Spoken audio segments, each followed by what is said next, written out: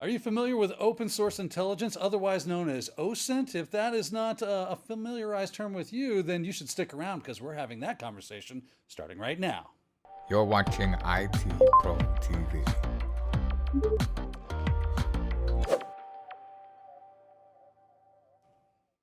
Welcome back to Security Plus here at IT Pro TV. Today is OSINT Day, and if you're going, what the heck is OSINT? Well, then you've come to the right place because we will be talking and discussing about that very thing. And I'll go ahead and just throw it out there. OSINT stands for Open Source Intelligence. That's and right. That is where I'm going to leave it because we have Wes here who's going to actually kind of get us into the weeds of this thing, explain the usefulness of OSINT, why we do it, what it is. So let's start there if we could. Absolutely. What the heck do we mean when we're talking about OSINT? Why is that important for us? Sure. Well, it's basically, we talk about open source threat intelligence. Let's step back from that definition and just really talk about threat intel for a second. What is threat intelligence? All right. Well, when we look at threat intelligence, we can define it a couple different ways, but this is the one that I'm going to use. The gathering and analyzing of data to basically identify threats, right? Whether those threats are potential threats or actual realized threats. We should know about threat intelligence and be able to just define it and understand what it is for the exam. So if that is what threat intelligence, then, well, what is open source threat intelligence? All right, well, this is data that essentially is available to the public. I want you to think of it this way, right? If I sat down at a Google search engine right now, we always joke around. We says, I got the Googs, right? I'm going to sit out here to the Google search engine and I'm going to look for information on a company.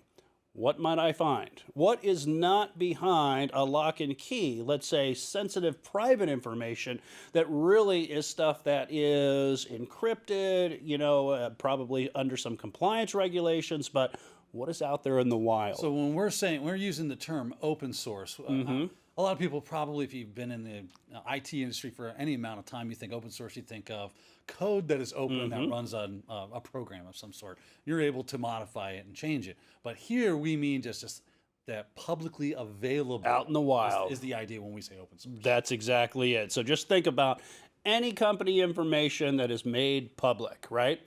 And to kind of build on what Dan was saying, not only do we have to think about it as information that's made public, when we talk open source, it's like Dan said, it might not be exactly what you think, right? Some people, that have been around the term open source for a long time might think of something like the GPL, right?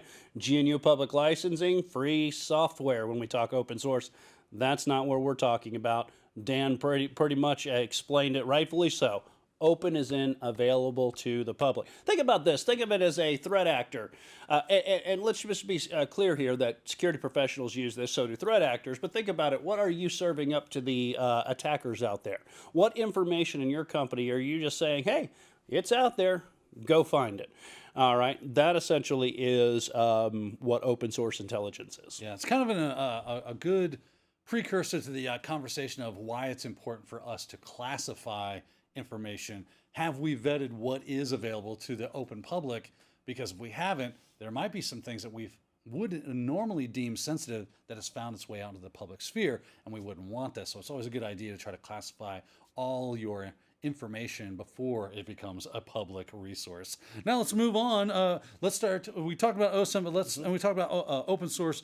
Can you give us some resource examples of what we might be talking about, just to give us a little, maybe some legs on this? Most definitely. One of the first ones I think about, some of the examples that we have here, if you think about, well, news media, right? News media is one of your not the only source, but it's definitely one of the major sources for open source intelligence, right? We think not only news media, things like census information, right? Information that if I requested it, could be made publicly available to me, right? Things like conferences and webinars, not only conferences and webinars, things like supplier websites. And again, these are just some examples. There are a lot more than what we just put in this list, but it'll hopefully give you an idea of where the security professionals and the threat actors essentially can find that information.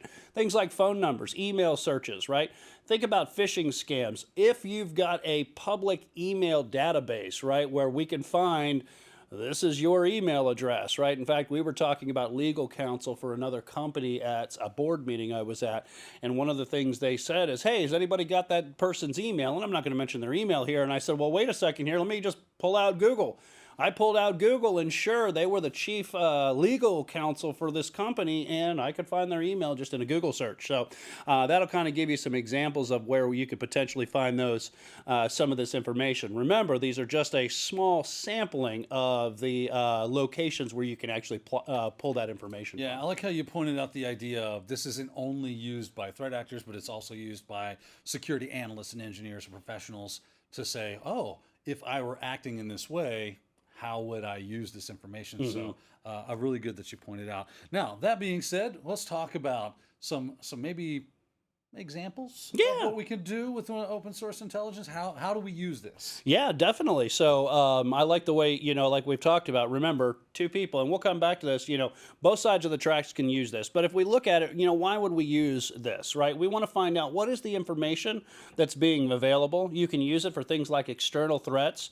We've talked about, am I leaking information out of my company that information that should be sensitive and should be kept, under lock and key? And I say that just meaning probably some encryption, only authorized users should see this. Well, we could find that there is a potential for or already existing data links or leaks, excuse me, not links, data leaks. The other thing, the real good thing for your security professionals is it can help them to increase things like your defense strategies as well, too. Now, I will kind of build on what Dan said here.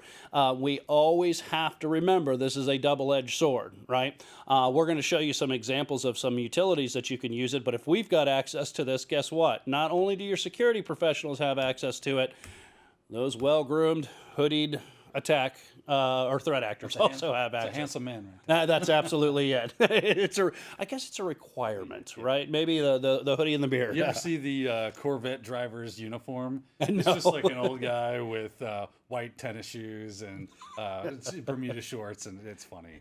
Perfect.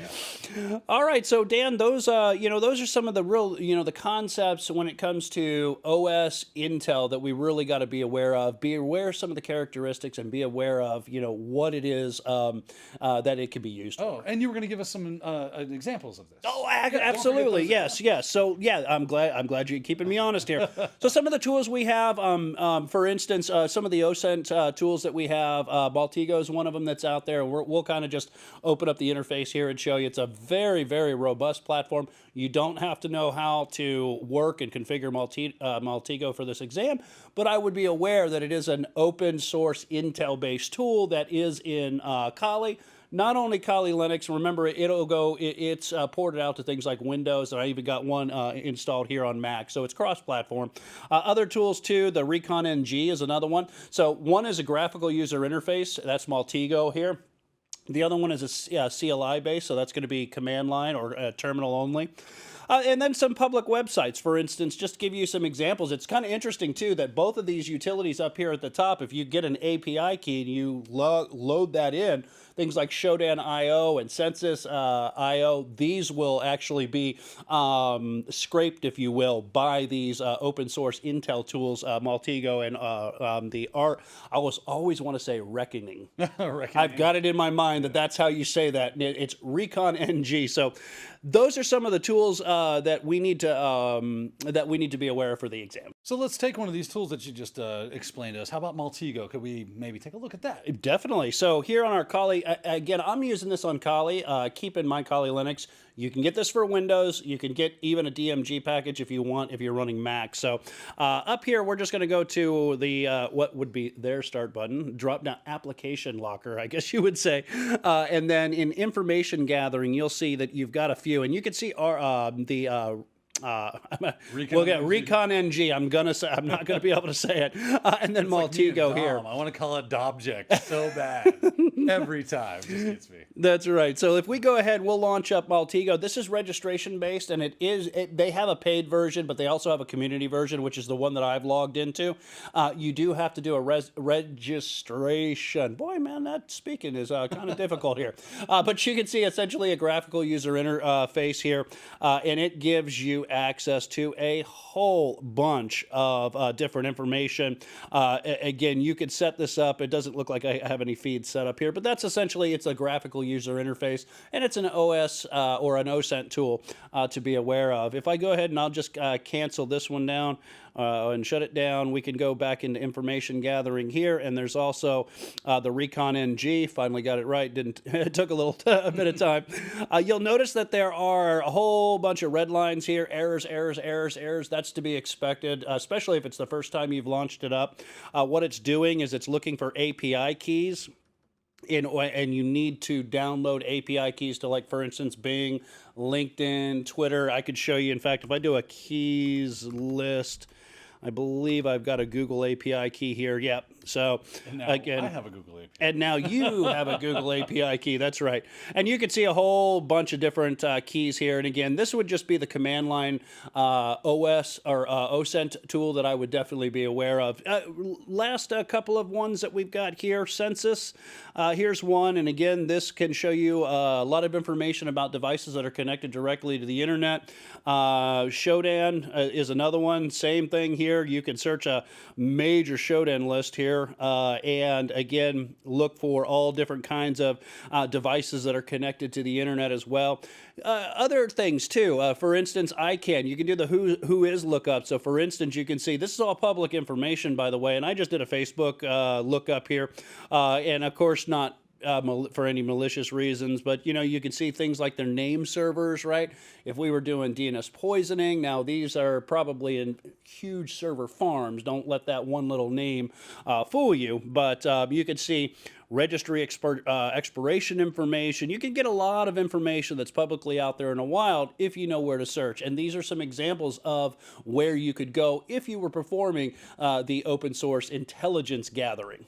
All right, well, there you go. Open source intelligence. Now we've dispelled any kind of understanding or misunderstanding that we might have when we use that term open source. And what we're doing, we're just trying to gather that information that's publicly available so that we can properly profile our organizations for the purposes of either offensive security or defensive security. Either way you slice it, it's a really good way to go. So there you go. Hopefully that helps you out. We have more in Security Plus to come. And as for this episode, we are out of time and out of material. So we'll have to go move on to the next thing.